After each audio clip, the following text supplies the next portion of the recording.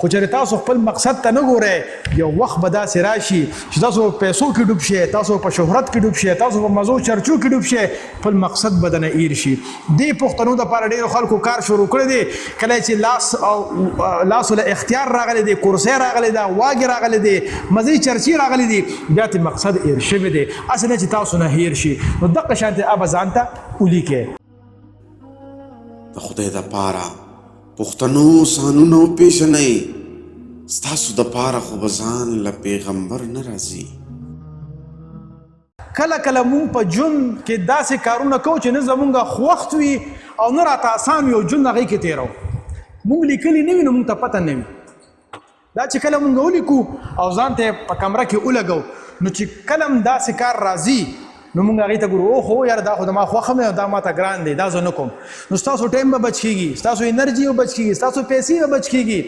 اکثر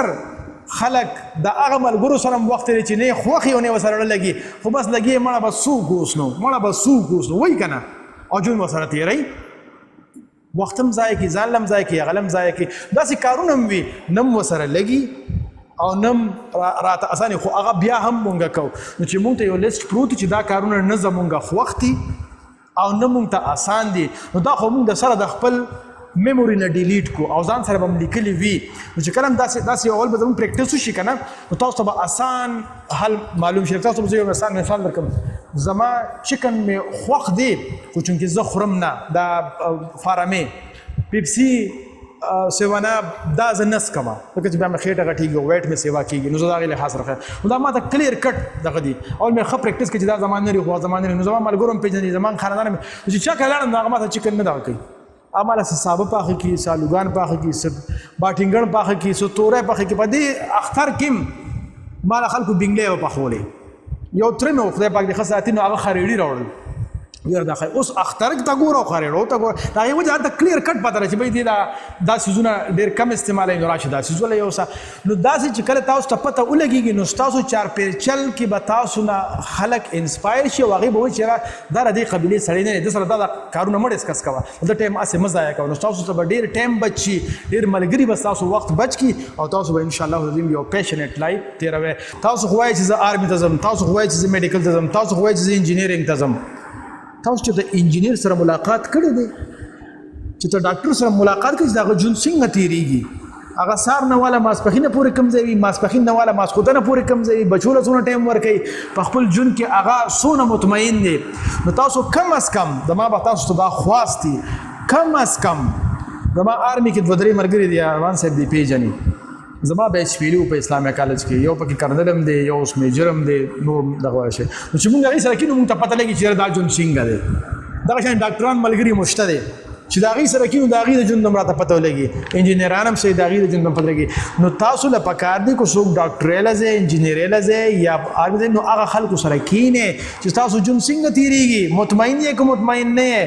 هغه څیزونو باندې ځان ښه پوهه کړئ، پس د هغې نه بیا هغه فیلډ ته ورځئ او وردانګئ. نو دغه شانتې دې فیلډ کې به هم چې ستاسو کوم کار خوښ دی، هغه کار کې چې کوم خلکو نوم ګټلی دی او پیسه هم ورسره شته دی، هغې نه به لاړ شئ چې هغې کې ماهره هم وي او هغې نه به وي چې دې نه به زه حلالې پیسې څنګه ګټم. अब تاسو پوهیږئ. دریم نمبر که چېرې هغه ووایي چې او تاسو ته پیسې ګټلی شئ، نو دریم سټپ به څه وي،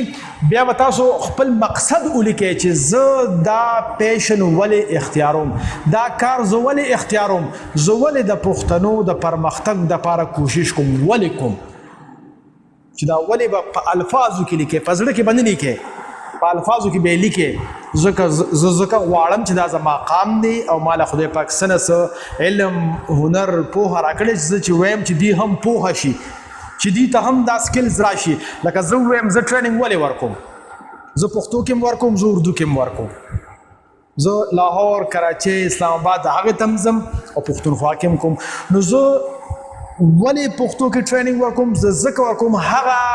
ګلالي، هغه ځوانان چې هغې غواړي چې خپل پیشن معلوم کړي او د هغې مطابق خپل ویژن جوړ کړي او د یو مقصد لاندې ژوند تیر کړي او په دې معاشره کې پازیټیو